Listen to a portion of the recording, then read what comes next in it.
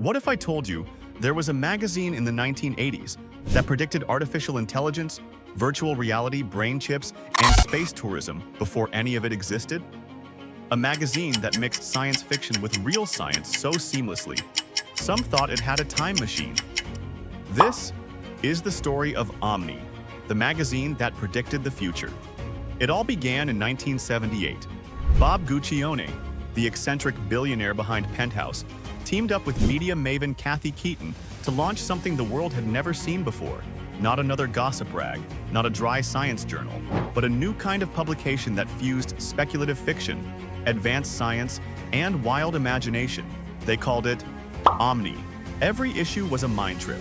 One page, you'd read a story by a young William Gibson, introducing a wild new idea he called cyberspace. The next, an article by a physicist explaining black holes, decades before they were ever photographed. It wasn't just fiction. OMNI was publishing ideas that later shaped the world. They predicted artificial intelligence, virtual reality space tourism, cloning and gene editing. Brain-computer interfaces long before the world took any of it seriously.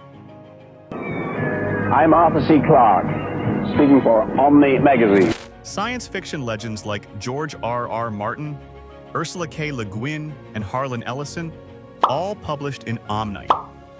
It became the place where bold ideas were born. But then, it vanished. In 1995, OMNI's print edition folded. Why? The internet was rising, budgets were falling, and fringe science didn't sell like it used to.